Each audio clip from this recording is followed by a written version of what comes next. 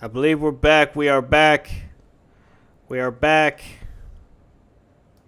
Hold on for a second. I know you all are definitely anxious to getting started.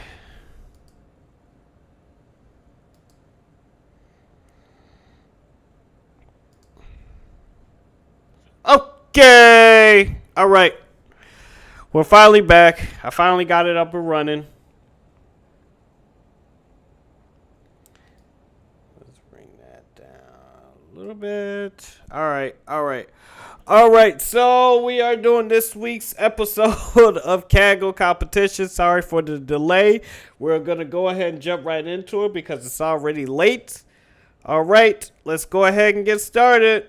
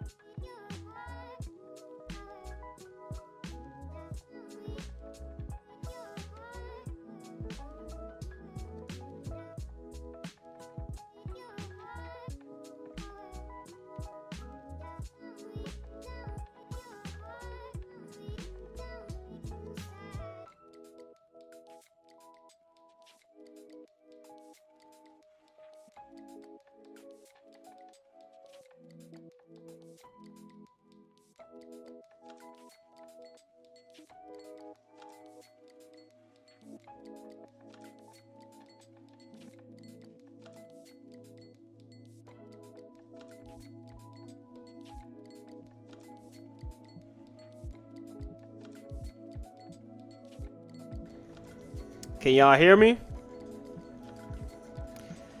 Can y'all hear me?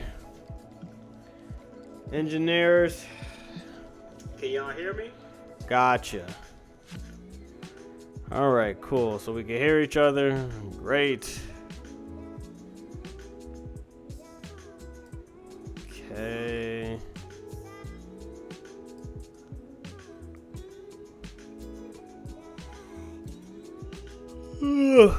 So I've been late. Sorry, the microphone wasn't on for a second. I was supposed to start this 2 hours ago, but I've been really trying to get this thing to act a little better. Well, that was crazy. Well, okay, so we still ain't all the way where we need to be, frankly. Screen aside to screen, aside to screen, aside to screen. Alright. Let's get that out of here. Alright. I am definitely learning. I just started this OBS thing.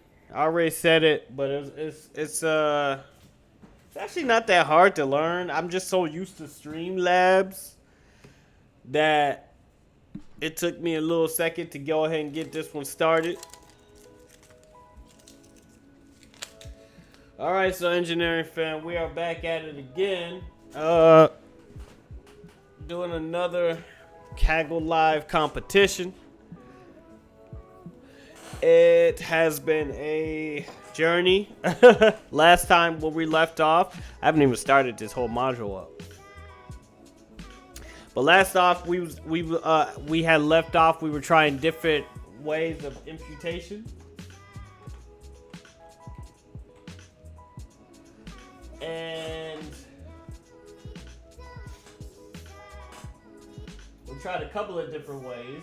I believe the first one we started was to remove the missing values. All right. So So what we initially tried to do was we tried to move the initial values, and I believe we tried to move a range of, or we tried to implement imputation with a range of values. Neither method was great. Neither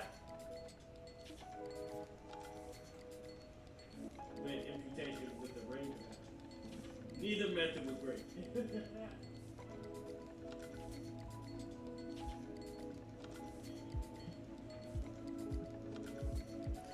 All right. Sorry, you know we doing sound checks. Make this a little louder. All right. But yeah. So we started last time, and we tried removing a couple of different methods. So we're gonna go ahead and get this started again. We're gonna be trying a few different methods. We're taking heavily from a article that was published. I think, was it on TDS? I'm looking at it right now. So which one did we do? We did arbitrary value imputation, and we did missing value imputation, and neither of these were ideal. All right, so let's get started. We're kind of just going one through one, because I know there's a couple of things on here that I don't like. Yeah, I'm gonna need that data.csv file. See, one thing is, with this, is that the right one? That's not the right one. I don't think that's the right one, as usual. DF is not defined. Huh?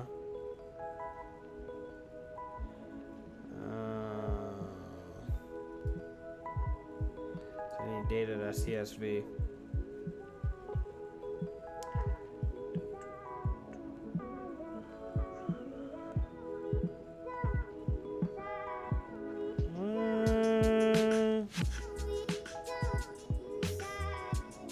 All right. Where is my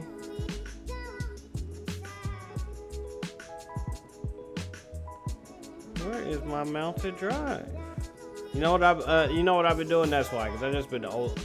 Sometimes I like to just upload directly instead of having, because sometimes you can keep uploading stuff, because again, I don't have a super large computer to be able to do apply these models. I just got my little MacBook, but sometimes you gotta just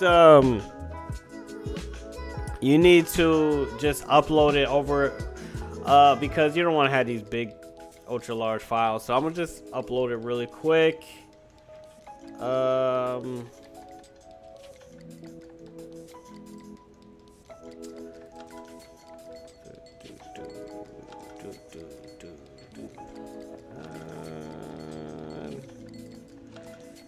of these data sets.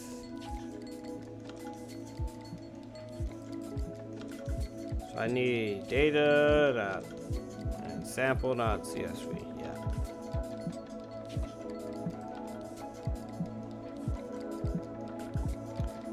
Yeah.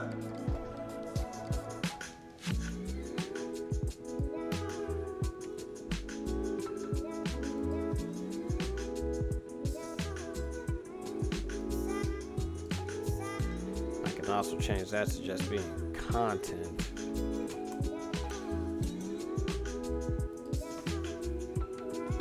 There we go. That's CSV. Instead of doing that, you just copy the path. It's much easier.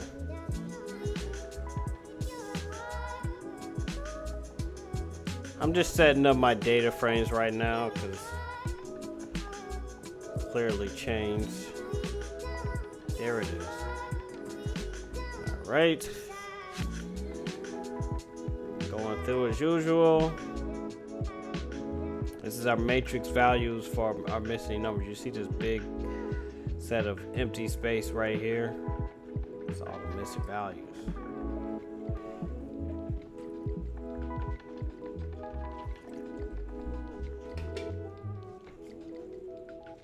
In our heat map. All right. There's our our line of correlation. Right? All right. I could worry too much about these functions. And all this extra stuff we don't need.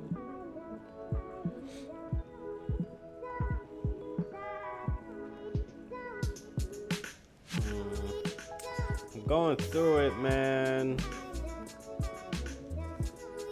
I remember it being this long, man.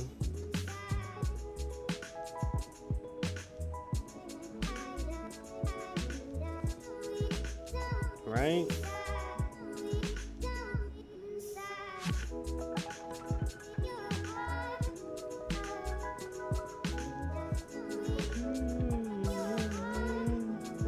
Yeah, I have my classifier here. Yeah, see, before I even get on that, I thought I did something different. Isn't it crazy how you can leave your code for a week and it looks like Chinese?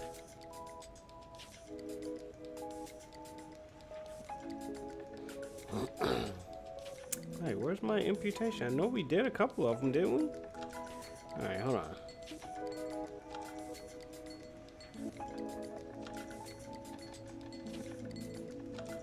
All right. Because I know we did the missing values one last time, did we not?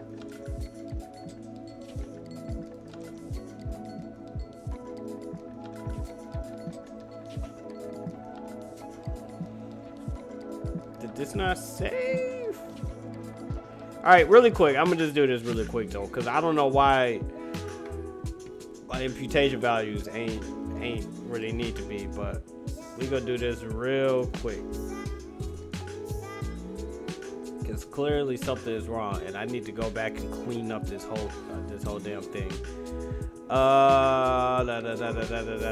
We're not gonna do the missing values to this time. That's in the video. That's the previous one before. Yeah, and that was a CCA. The CCA is a complete case analysis. That's where the value is completely taken out. We're not gonna do that one today because we did that one last time. Go watch the video from last time. See, we're not gonna do the arbitrary value imputation because we did that one as well. What we're going to do is the frequent category imputation. And by the way, this is actually due when? All right. When is this due?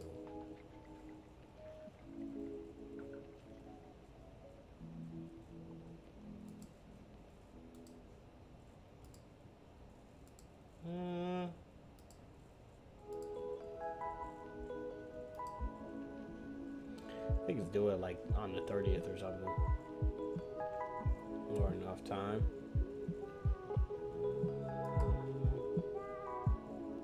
Start date, June 30th. Okay.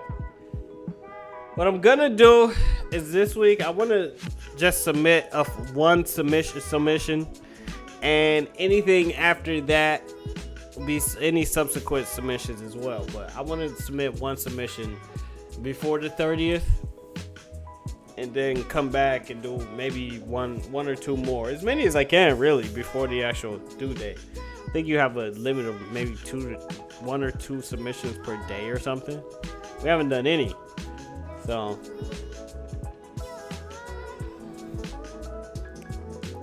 alright, so I don't know what happened to my imputation stuff, but either way, we know those won't work. So anyways, frequent category imputation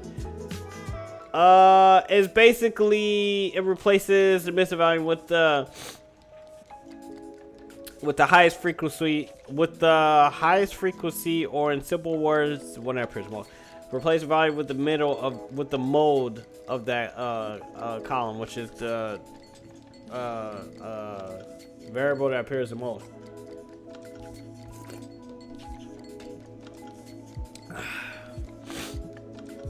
So this is also called mode imputation.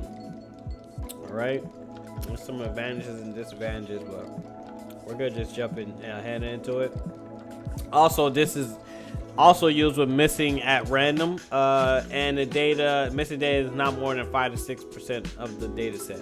Again, this is probably not going to be a good one because, as we remember before, I believe if we were to have gotten rid of all the missing values, something like 65% of all the data was taken away. So, I group by a F10, group by train df and count. Train df is not defined. Thick. Like where? Hold on.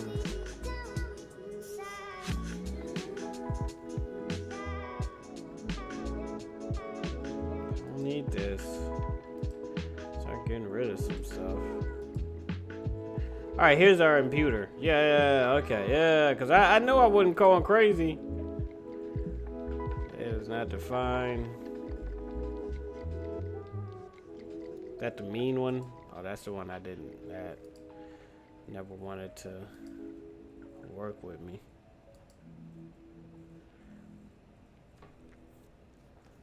All right, here it is. As a matter of fact, so before I even go forward, so I could just mark this. This is CCA imputation.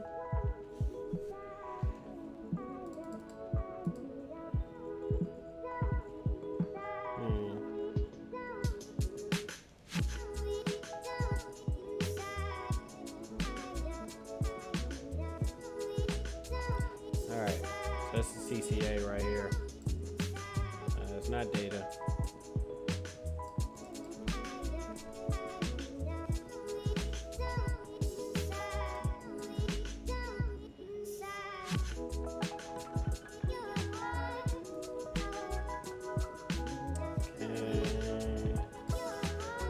Going through, we're going to be implementing our CCA techniques. Now we're removing and we're dropping them all. We're verifying final shape. Mean a data set. Yes. There it is. We're going to be using that F10 column again. Okay. Here, NaN represents missing data. All right, so now we're going to do the arbitrary. Right? Okay, so let's arbitrary.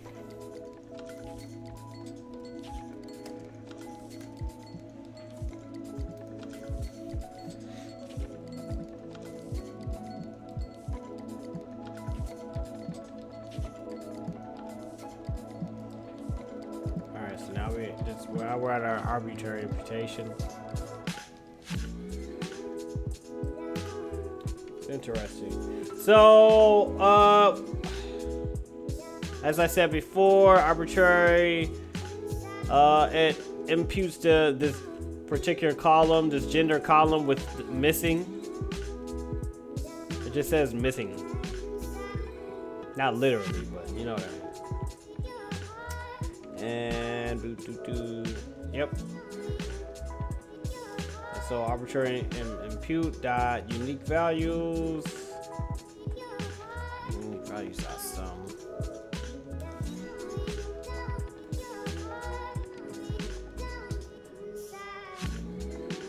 Interesting. Doesn't help me much. Right. Shouldn't have any missing values.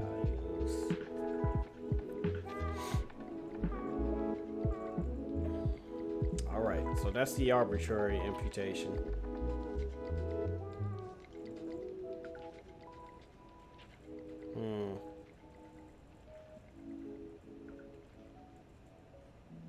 Got a lot of different stuff here.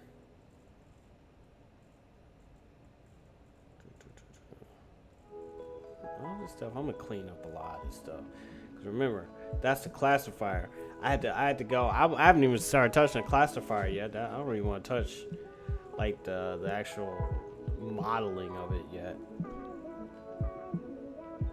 All right. So what we're going to do is I'm not gonna use any of this.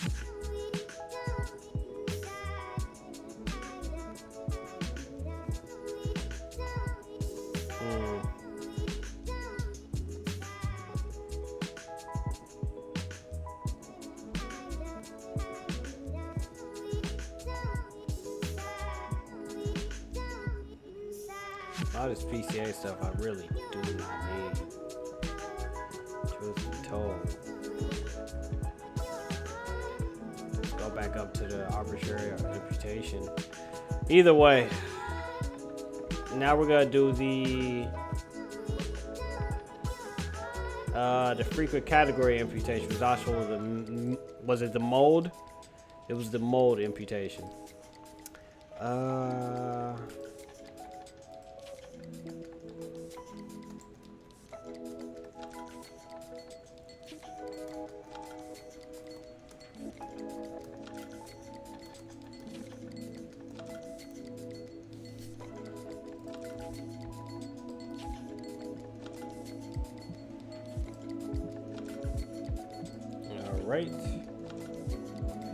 Alrighty then.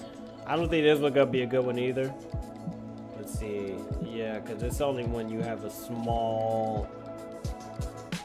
Was it 5? Missing data is now more than 5 to 6% of the data set. So.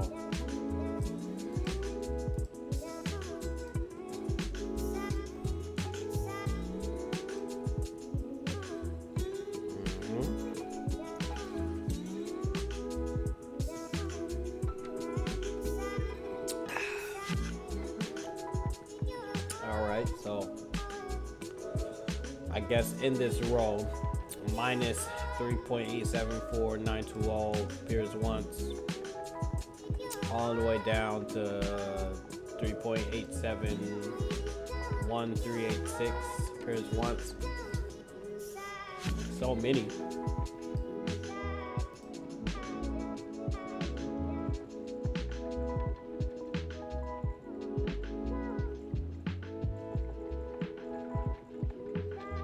Has the highest frequency. You can also do it by checking the mode.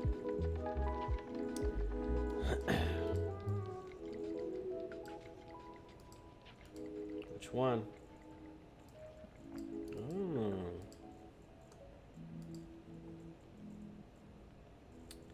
All right.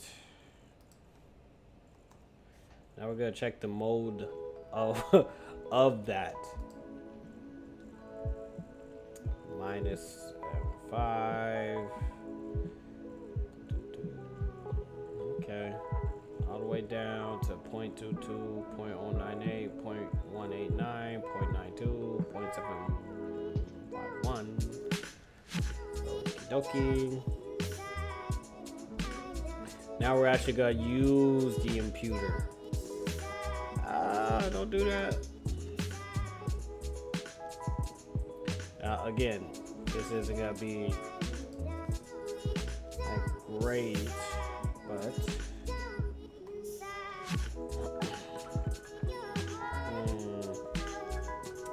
oh, it's not point. I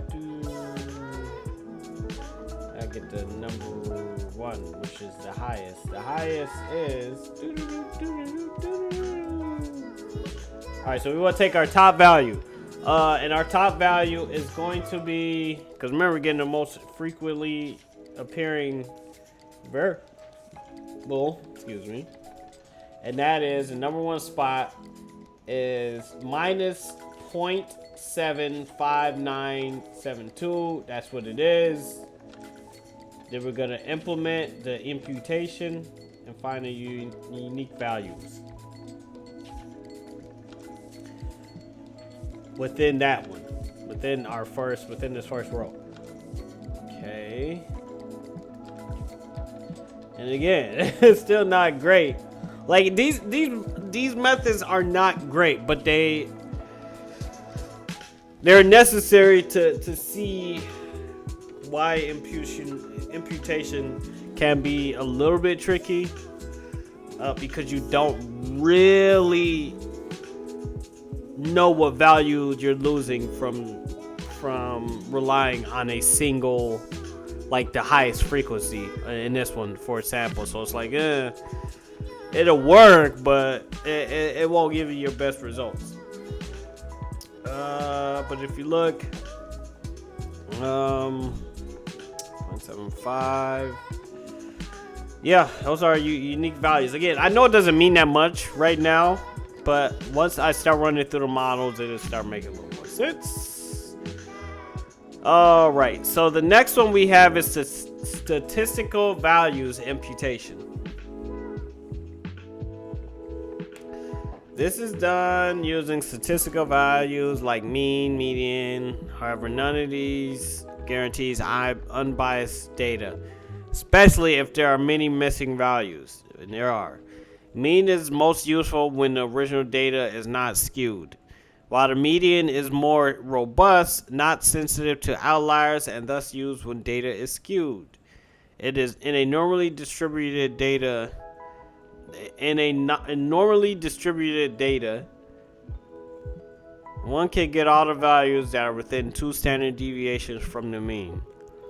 Next, fill in the missing values by generating random numbers between the mean and 2 standard deviations, and the mean, the mean minus 2 standard deviations, and the mean plus 2 standard deviations. All right, so now we just gonna copy all this.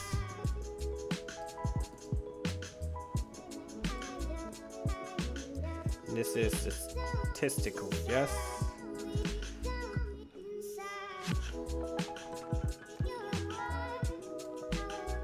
Statistical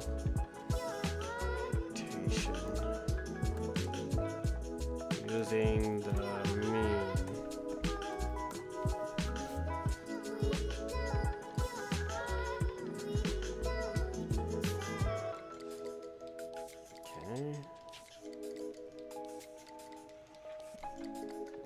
Okay, so we're gonna make a copy of it. We're gonna have an average variable, standard deviation variable. We're gonna count all the missing values in age that are null. We're going to test random values. Random equals np.random. Random it. Average is this is the range right here. Average is minus 2 times the standard deviation. Average, these are parameters. Average plus 2 times the standard deviation, and the size is gonna be the count of the age. Obviously, that's how we're gonna display it. We're gonna display the total.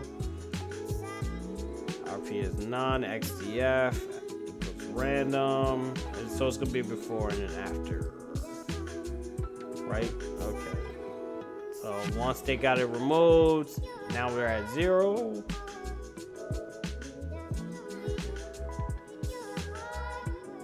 Okay.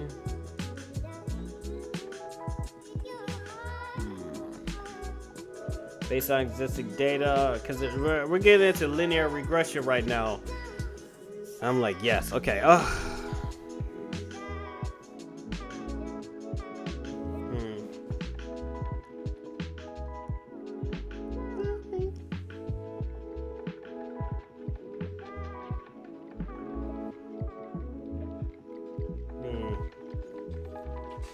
So I guess okay, so I mean linear regression isn't necessarily the greatest way I would do it, but yeah. We're gonna do some linear regression, which I love linear regression. I'm sorry, just something that's kind of sexy. But so next we're gonna do just a little bit of linear regression on our data points, and then we're gonna create a plot. Scatter plot. All right. So we're trying to. Okay. So when we're doing the linear regression, I'm probably gonna end up explaining this probably about 2,000 times. I already know. But what linear regression for, you know, going back to you know, geometry or trig, is basically we're calculating the best fit between two different variables. All right, and then we're going to check for correlation. This is essentially what a linear regression model does. It says it's worth mentioning that linear regression models are sensitive to outliers. Yeah, no kidding. All right, so we're just gonna go straight with what they got right now, and we'll adjust as we need to later. Linear regression. Choose a little.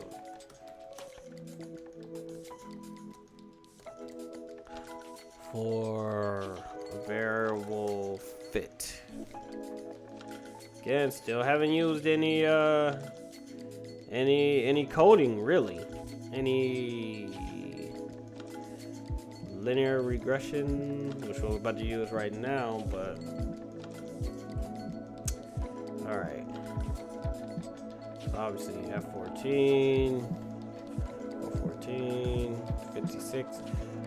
100. That's obviously it's 0, but it's baseline right there. So 0.56, 0.56, 0.43, 0.32. Now here's what I'm saying. Are these the actual sort values? Quick sort correlation. Okay, these are the correlations between the 2 points. You know, 0.56, 0.43. You know. Not spectacular, but see if we can get something a little better. Now we're gonna plot the points. It's gonna be a scatter plot. It's not gonna look exactly like this, what's on your screen right now. I believe I have Seaborn. Speaking of which, I did upload my pandas video sometime last week, so go ahead and check that out, man. We did our first get on code video for pandas. Go ahead and, actually, as a matter of fact, while we in here, can you give me a like, shoot me a like, drop a comment if you like some of the stuff I'm bringing to you. You getting a witch?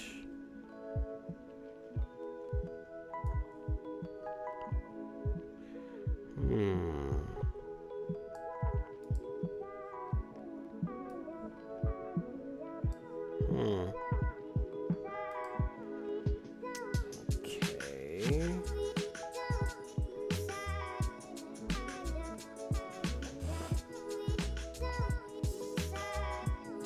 What if you monitor?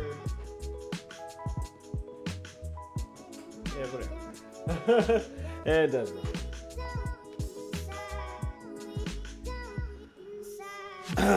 It's gonna be a late one anyway. But okay, yeah. So I'm gonna plot this out, use a Seaborn. Yeah. Well, there's a giant cluster, I can tell you that much.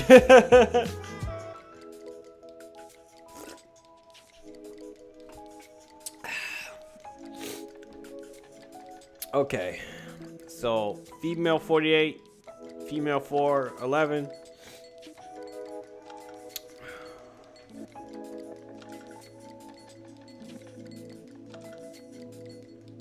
You see, it looks a little bit different. All right, 411. But you can also check other things too, right? So I got 48 to 411. About 4.8 to 4.13, just to see. See, it looks, yeah, it's definitely hugely concentrated. You can safely say that the center is gonna be here.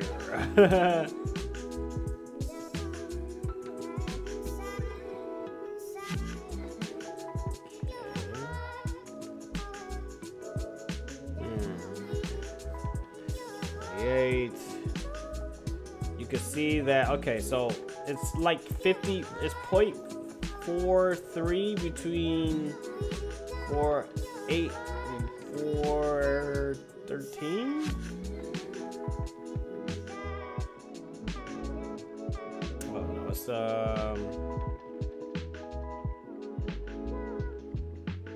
let's see, so it's 4.8 to 4.11. I know that one was high. 4.11, 4.8. That's gonna be the highest one. What about 4.13? These are the columns, 4.13 to 11.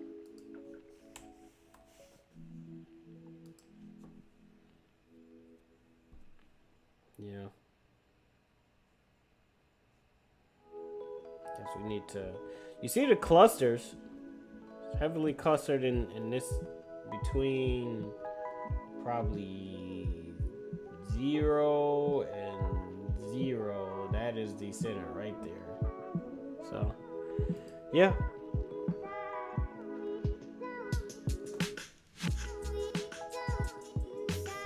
Okay. Interesting correlation.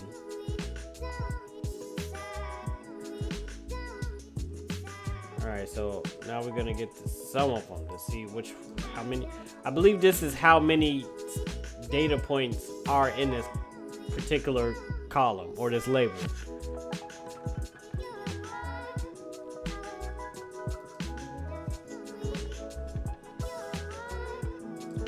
Alright, 90 and 95.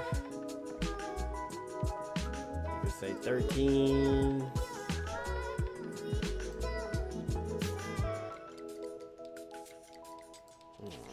11. I think it's the same thing.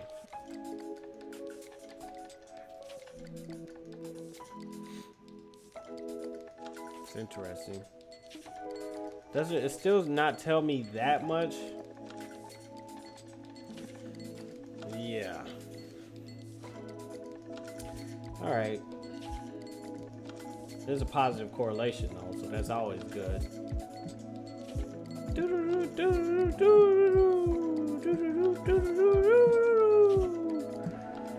All right.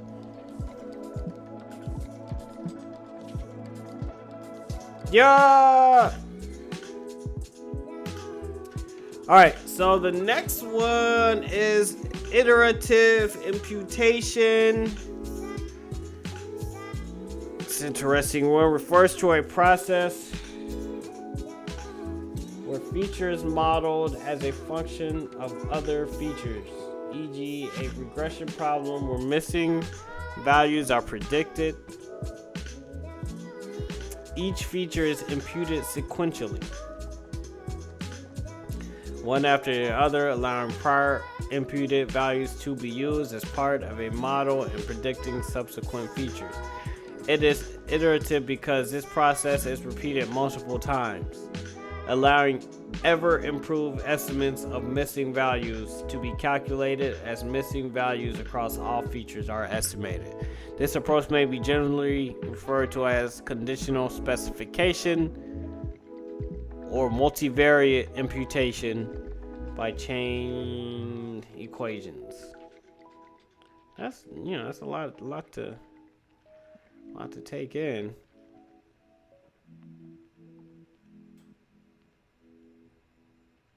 Let me read this. Look at there. But we are using the XGBoost, and I've been trying to use XGBoost for a while. I've been seeing a lot of XGBoost, man. I personally, I like using TensorFlow. I can use PyTorch for modeling. But I can also use XGBoost, and from what I've seen, XGBoost seems to produce the best results. The best results in competition. So, really quick. Well, first of all, what is XGBoost? Before I even start, because we did the linear regression. I mean, I know what is gradient boosting, but I really want to break it down so that people can understand it a little more.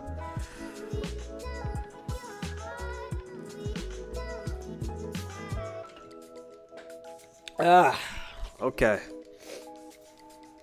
So really quick, before I even get into it, I want to talk about XGBoost. This would be a great time to get a green screen, a green screen, and some animated animated funny explanations of data science, machine learning, development, all that good nerd stuff. But for right now,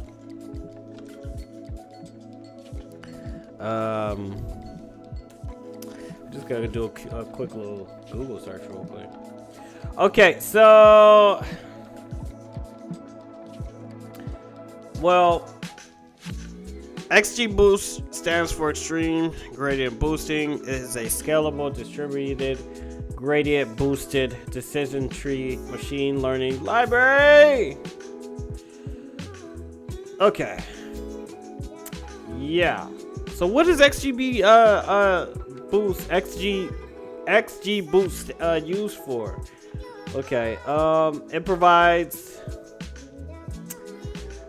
parallel tree boosting and is the leading machine learning machine learning library for regression, classification, and ranking problems.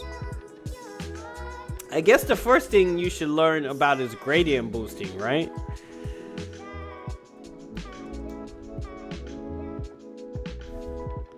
Right? Probably a good place to start. Okay. What's the best way to explain gradient boosting that'll get it to make sense for people? Well, Google, obviously. But gradient boosting is a type of machine learning boosting. It relies on the intuition that the best possible next model, when combined with previous models, minimizes the overall prediction error. The key idea is to set the target outcomes for the next model in order to minimize the error. So it basically sets a standard for each decision tree that comes after a decision tree. 2 decision trees have been chosen. So that way, when you're doing your model, it doesn't need to go back and figure out the previous decision trees, because the parameters have already been set by the 2 decision trees. So it saves a significant amount of time. It is computationally intensive, but it saves a little bit more time, and it's more powerful because it already has the parameters set by the previous decision trees. Right? So that's essentially gradient boosting in a nutshell. Essentially, you're using previous model parameters when moving forward on your predictions to reduce errors. If that makes sense, you niggas. Okay, so let's go back. All right, so let's load our XG boost. It was. All right, and our iterative imputer. Oh, we're going to be doing our iterative imputation. Yeah. But first, iterative impute.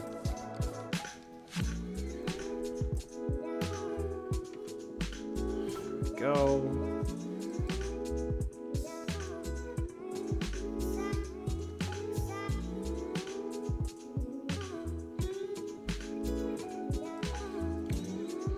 Good. All right. So, of course, as usual, we're making a copy. We're going to be placing our copy to our data variable. But we're making a copy. Now we're going to set the imputer like we did before. We're going to be using XGBoost, XGB for regression. We're going to have 50 estimators. Random state 1, so it's reproducible, and the tree PU, they're gonna use GPU histogram or history or histogram, and we'll figure out when it runs. Mystery values, we're going to do we're gonna use MP9. We're gonna do 10 iterations, And we're gonna use the mean strategy like we was trying to do, to use the mean to predict the missing values. Putting ascending, do verbose, random state again, data.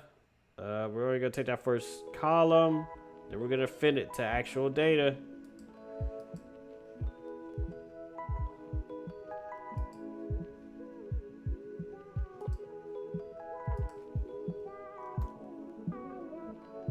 All right, let's see if we go work.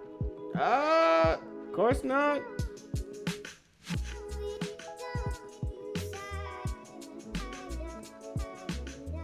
Okay, some handle error. Huh?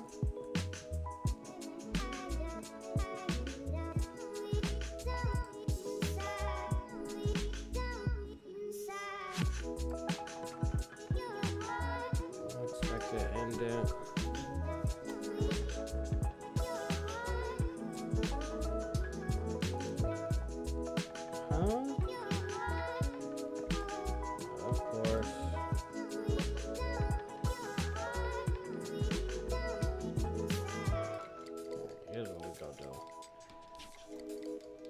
This a run. What's that?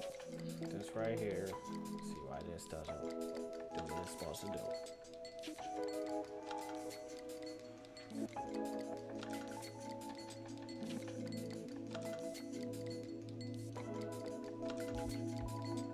Leading matrix with blah warning.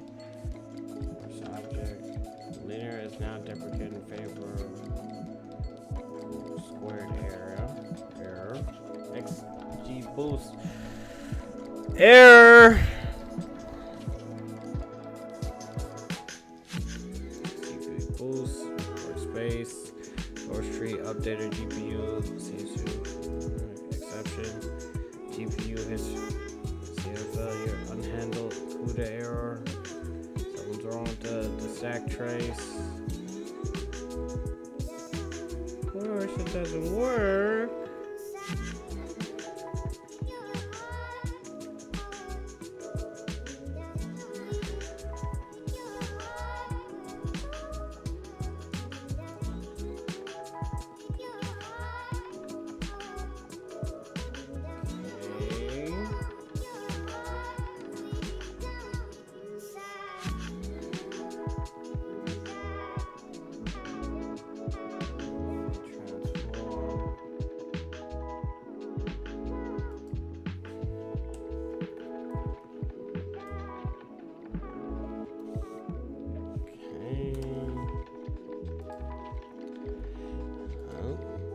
To our first one that don't work.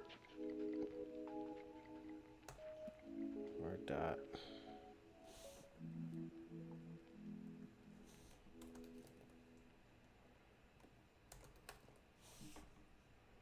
Oh, it's not gonna work, but oh, come on.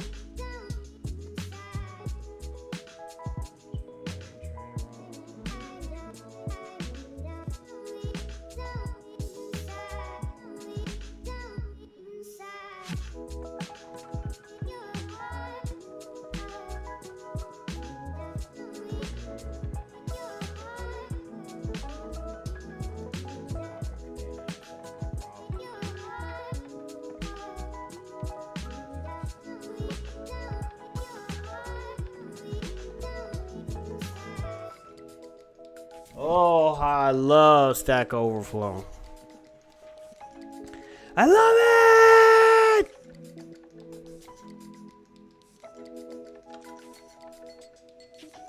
Really?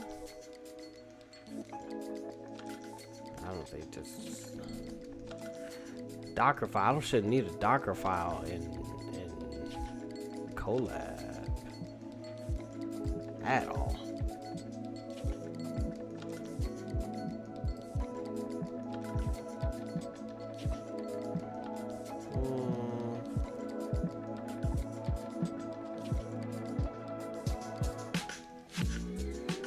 What's my actual error saying? Unhandled CUDA error.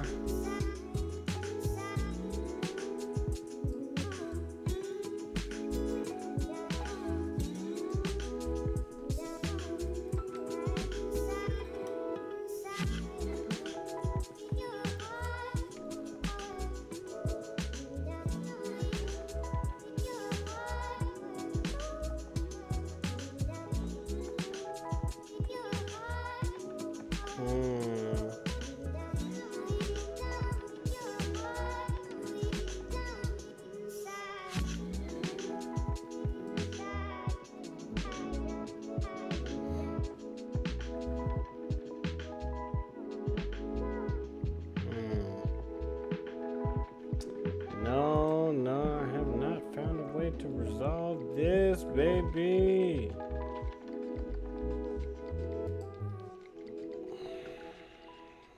Damn. Okay. Completing matrix with shape 5591. That's just a warning though. This is a XG boost. Error.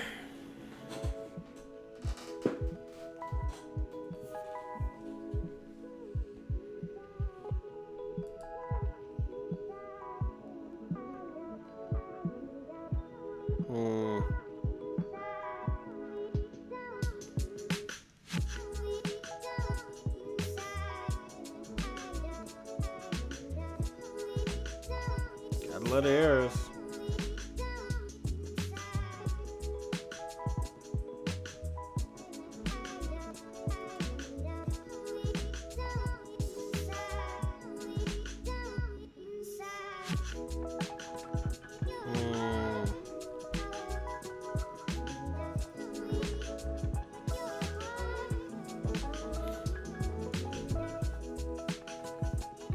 Not sure what the issue is. CUDA error. I don't know what that means.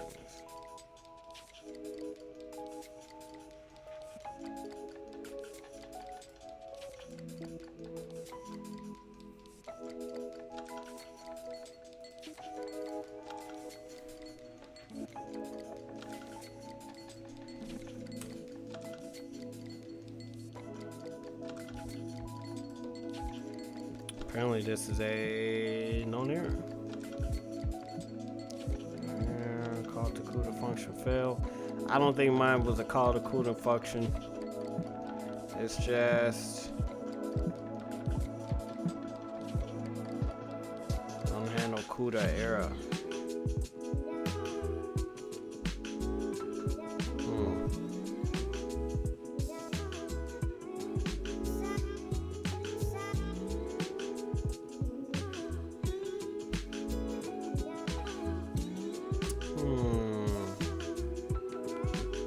What is the error?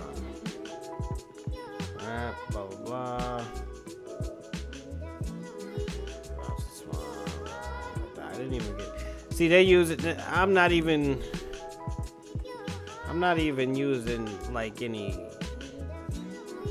like pipeline or anything. It's just I had the right CUDA installed, meaning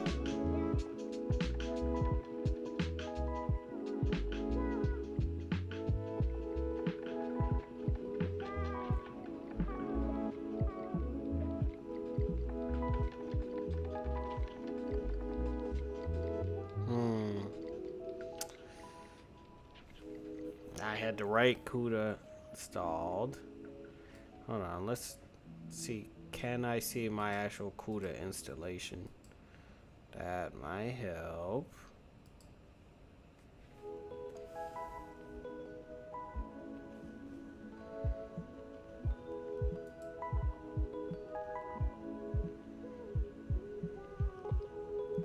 Uh, 11.3.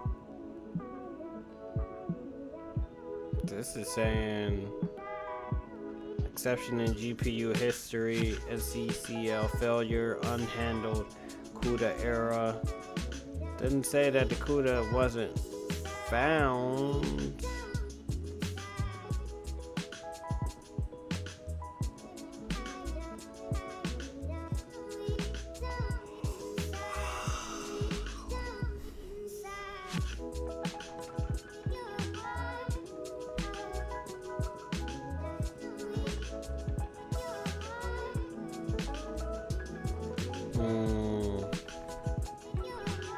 So he removed the library libnccl.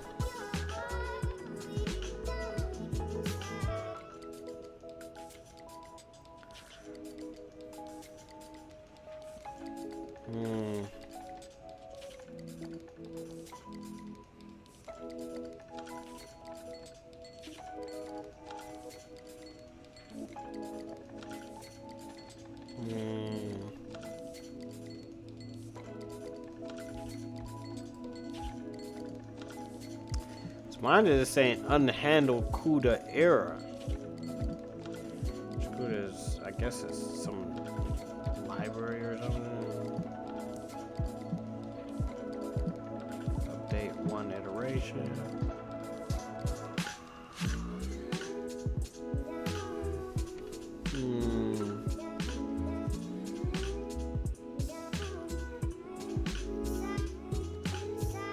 Mine is specifically saying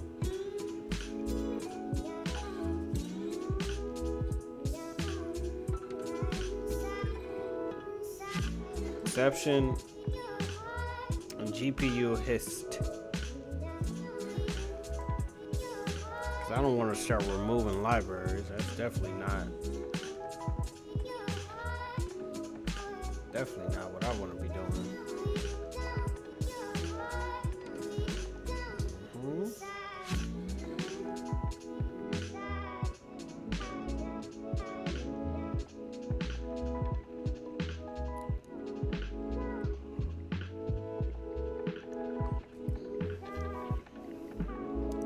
About Googling.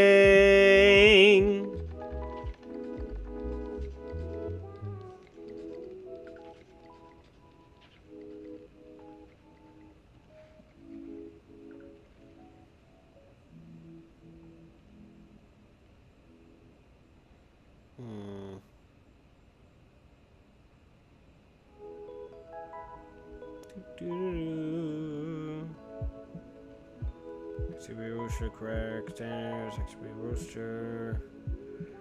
Yeah, folks, this is coding.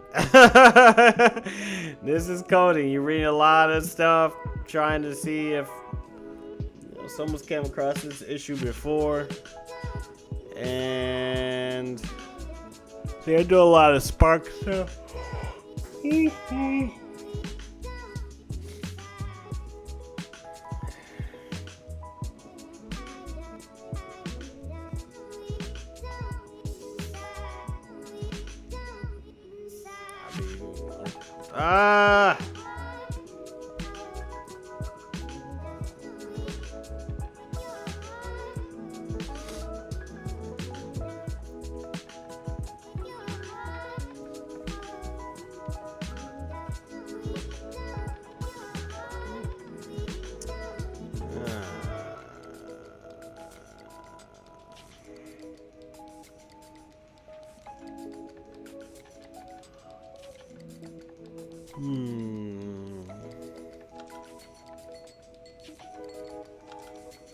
Maybe is it because I'm using a GPU, maybe, or I'm not using a GPU?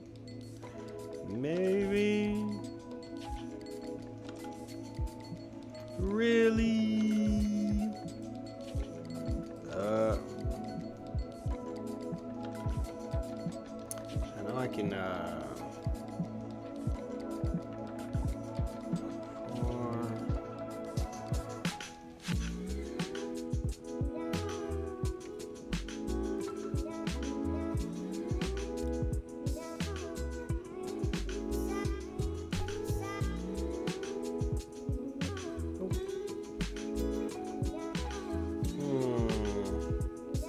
Also, I'm looking for to use the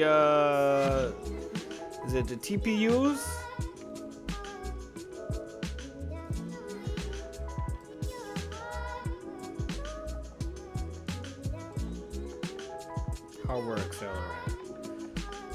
GPU, hopefully.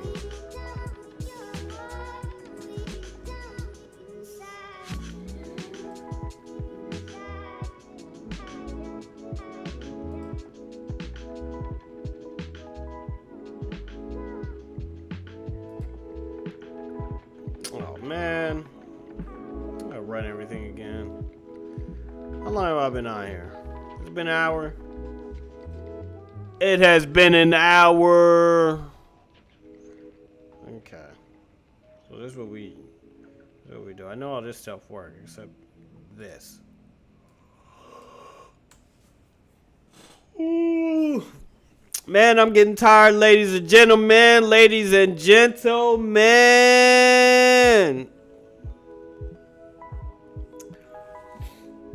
Oh. Okay. So we're gonna go ahead and cut it off right there. That's an hour. I really wanted to do a little more, but as you can tell, we ran into a hiccup at that last part when trying to fit it. I'm gonna have to do some troubleshooting. Hopefully I have it done next time, because remember, this is due on June 30th. Today's the 20th, so we got 10 days to submit this. And this time we are not missing the deadline. This time we are submitting this, and we're gonna get some good results out of it. So with that being said,